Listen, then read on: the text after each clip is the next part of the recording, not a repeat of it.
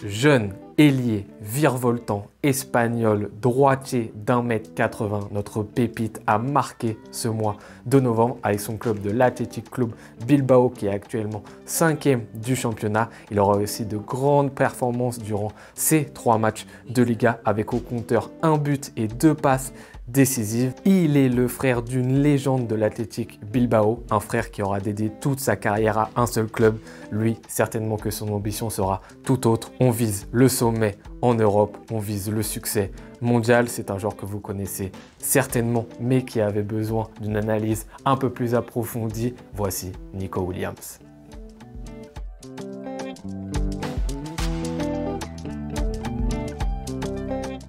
Alors, pour les habitués de la chaîne, vous connaissez le principe de la pépite de mois. Pour les tout nouveaux, je vous répète comment ça se passe. On essaye un peu de parler, d'analyser des joueurs qui ont un peu moins de 23-24 ans, qui ont vraiment bien performé sur le mois dont on parle. Donc le mois actuel, c'est novembre. Et pour ce mois-ci, on a décidé de s'intéresser à Nico Williams, qui a actuellement 21 ans, qui est un joueur qui a été formé à Bilbao, qui a fait toutes ses classes à Bilbao. Vous connaissez de toute façon la politique de formation de ce club, comment ça marche, c'est super bien structuré. C'est un joueur qui commence ses premières minutes en tant que pro durant la saison 2020-2021, mais c'est officiellement en 2021-2022 qu'il intègre ce groupe pro. C'est un joueur à ce moment-là qui est vraiment utilisé pour combler les manquements offensifs de son club, des fois à gauche, même des fois un petit peu attaquant de pointe, mais surtout ailier droit à ce moment-ci. Et la saison d'après, 2022-2023, c'est la saison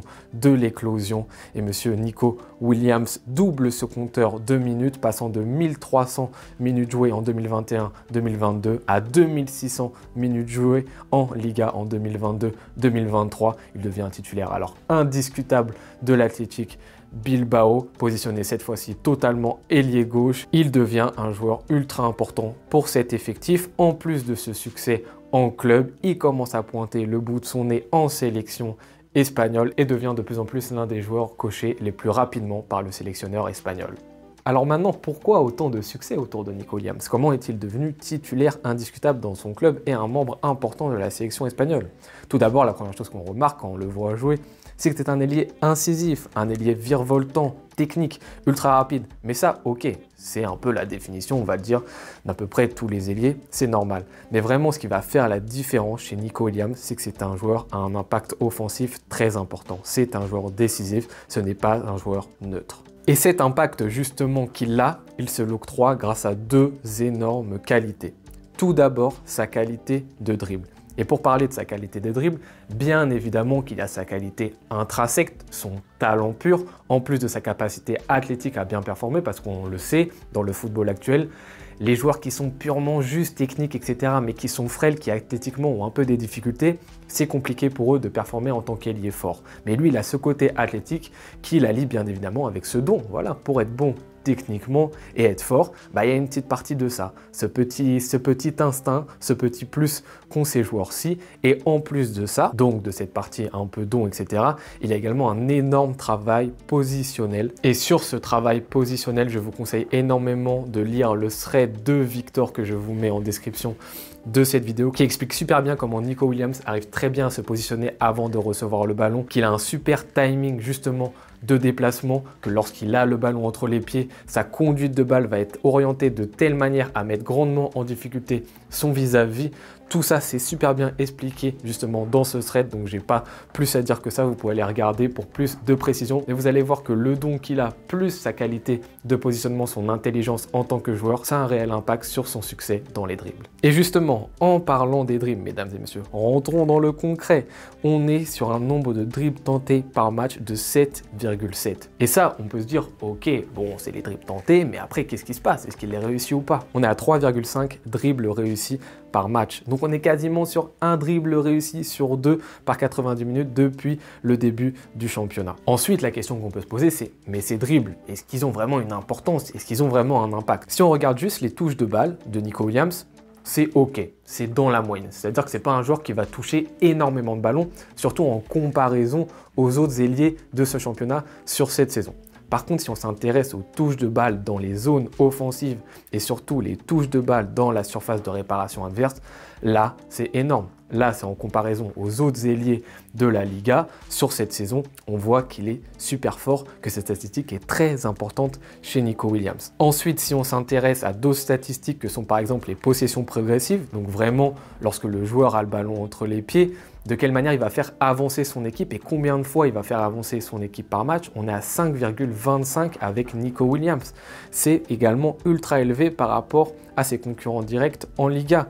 Si on s'intéresse aux chevauchés dans le dernier tiers, on est à 2,9. C'est très bien, c'est pas excellent, mais c'est également très bien. Et donc, on voit qu'il a une importance offensivement pour son équipe. Et si on s'intéresse également dans les chevauchés dans la surface de réparation, là, c'est le top du top. On est à 2,6 chevauchés par match. Là, c'est vraiment voilà, le summum du summum. Et donc, on se rend bien compte, ce qui est intéressant de voir avec ça, c'est qu'on n'est pas sur des dribbles inutiles à droite, à gauche, on ne sait pas où sur le terrain. Là, on est dans des zones décisives du terrain où beaucoup de choses se jouent et où les défenseurs qui sont en face de vous, eh ben, ils sont plus durs, ils sont plus difficiles à dribbler, où les espaces, ils se resserrent. Eh ben, Nico Williams performe énormément dans ces zones-ci. Et ça, c'est une de ses très grandes forces. Donc là, je vous ai parlé des dribbles, mais rappelez-vous bien, je vous ai dit qu'il y avait deux grandes qualités chez Nico Williams. Et la deuxième, c'est sa qualité de passe. Alors, vous allez me dire, les passes courtes? Non. Vous allez me dire, les passes moyennes? Non. Les passes longues, alors?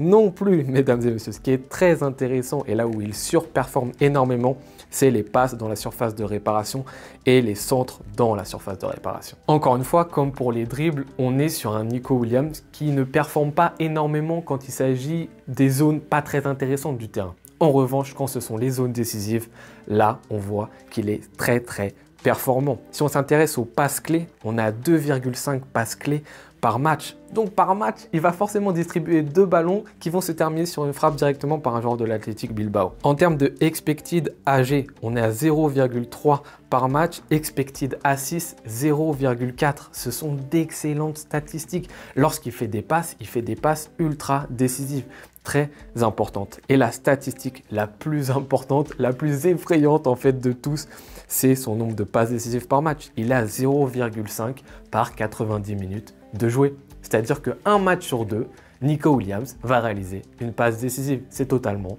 monstrueux. Donc on l'a bien vu, sa qualité de dribble, sa qualité de passe, surtout dans des zones décisives, c'est ça qui est très important. Et tout ça, ces deux segments joints, les deux ensemble, bout à bout, et ben on arrive sur un joueur qui est vraiment décisif pour son équipe. Et si on regarde des statistiques comme les actions menant à un tir, on est à 5,45 par 90 minutes de jouer.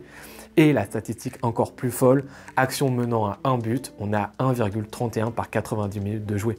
À chaque match, Nico Williams est décisif. Chaque match, il va te faire une passe décisive ou un but, c'est absolument incroyable. Alors bien évidemment, comme pour toutes les pépites du mois, on aborde des jeunes joueurs et donc il y a des axes d'amélioration.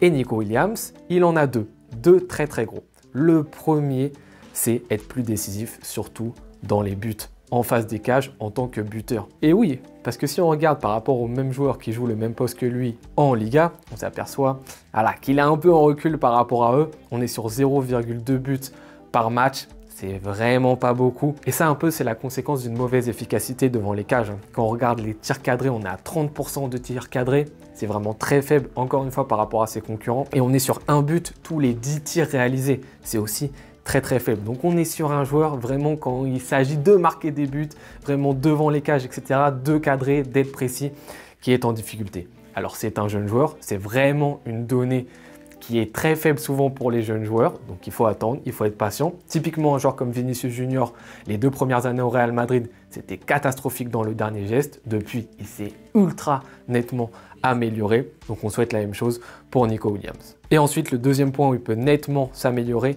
c'est défensivement. Alors défensivement, ce qui est marrant de voir, c'est qu'en termes de récupération, c'est un monstre. Ça, c'est la statistique défensive qui un peu contredit ce que je suis en train de vous dire maintenant, c'est qu'il est absolument énorme. Et les statistiques de récupération de balles, on parle des ballons qui n'appartiennent à aucune équipe au moment où ils sont joués. C'est-à-dire que c'est un peu des ballons qui sont dans le no man's land. Là, il est vraiment excellent.